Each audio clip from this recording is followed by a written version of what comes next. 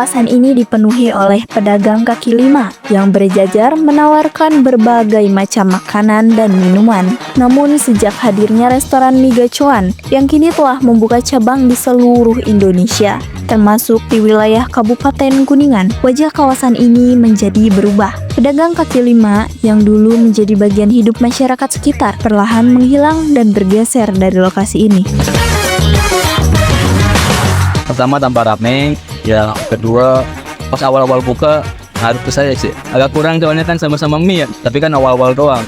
Kesininya stabil lagi. Tapi mungkin bagi pedagang yang lain kayaknya semenjak adanya gacoan ini ada efek kebantunya sih ya, dari keramaiannya kan mungkin sambil nunggu jajan dulu yang lain. Sampai sekarang kan masih ramai ya. Ada sih perubahannya, malah semakin mengurang hampir 40% bagi saya.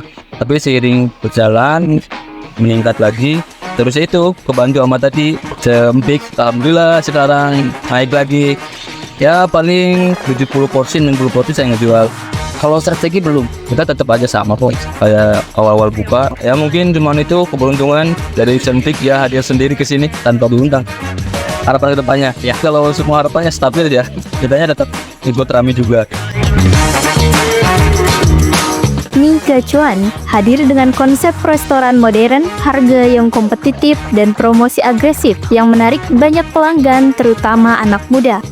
Ya karena kita milih gacoan karena di sini tempatnya nyaman, bisa buat nongkrong, terus juga udah pasti servisnya bagus, dan juga karena murah kali ya. Kalau kelebihan gacoan sendiri kan udah ada SOP ya Kak, dibanding sama UMKM yang cuma apa adanya dan mereka menjalankan usahanya sendiri. Sedangkan di sini kan udah ada karyawan dan sebagainya, jadi terstruktur. Mie gacoan itu menurut saya kayak punya ciri khas tersendiri gitu lah. Terus selain rasanya enak, mie gacoan juga punya pilihan rasa ya, rasa yang unik lah gitu.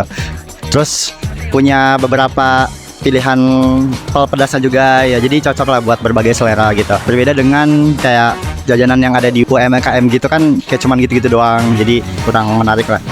Kalau untuk pedagang kaki lima di sekitaran sini, saya pernah jajan dimsum apa itu SR, terus juga ada es cincau. Untuk harga dimsum sendiri tergolong cukup murah ya, 15 per porsi dan rasanya cukup enak. Untuk cincau sendiri itu harganya murah banget 5.000 tapi rasanya udah enak gitu. Menurut saya sendiri sih ada plus minusnya ya.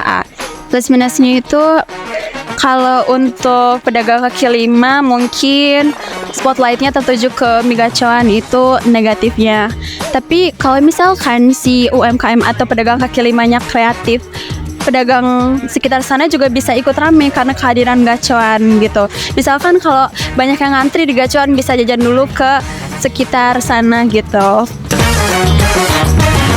Dampak dari mie gacoan sendiri itu sebenarnya ada dampak positif dan negatifnya. Dampak positifnya itu pertama yang meningkatkan kualitas atau kapasitas dari kabupaten tersebut, karena kan di mie gacoan ini kan punya branding yang sangat kuat ya, dan hadir di beberapa kota-kota besar. Karena emang mungkin dari segi pajak segala macam itu bisa meningkatkan perekonomian Kuningan. Betul kan, di depan gacoan sendiri itu ada pedagang-pedagang kaki lima, di mana orang-orang yang berkunjung ke mie gacoan tersebut itu otomatis akan mampir ke situs tersebut gitu. Tetapi dampak negatif tersendiri yang paling berpengaruh itu mungkin ke pedagang kaki lima, karena kan di mie gacoan itu nggak hanya mie saja kan, ada kayak dimsum segala macamnya yang harusnya mereka pedagang kaki lima seperti dimsum itu bisa beli di pedagang kaki lima, tapi akhirnya malah beli ke mie gacoan. Yang paling utama itu pedagang mie. Contoh yang paling terdekat itu mungkin pernah lihat bakmi nggak sih yang di pertigaan itu ya?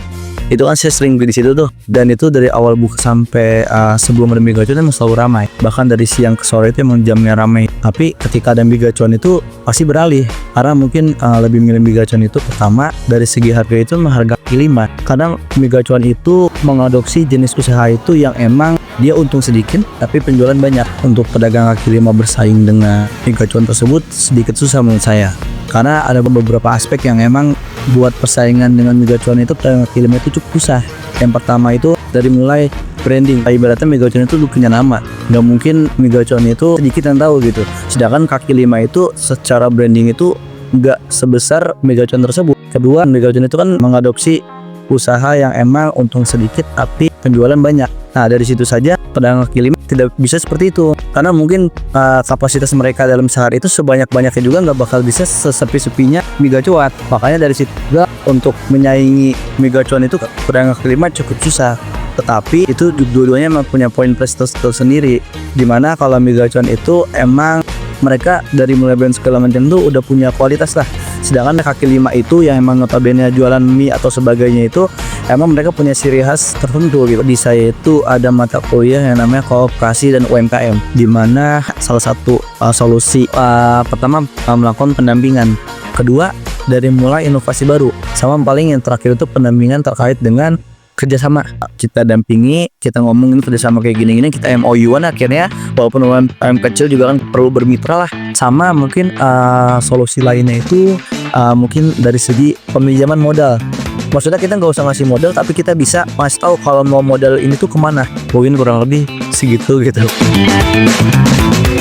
Keberagaman usaha di ruang publik penting untuk menjaga keseimbangan ekonomi dan sosial masyarakat. Semoga ada solusi yang menguntungkan untuk semua pihak. Kisah ini menggambarkan perubahan yang terjadi di kawasan kami akibat kehadiran restoran waralaba besar. Perjuangan pedagang kaki lima yang dulu menjadi bagian penting kehidupan sosial dan ekonomi kini menghadapi tantangan besar.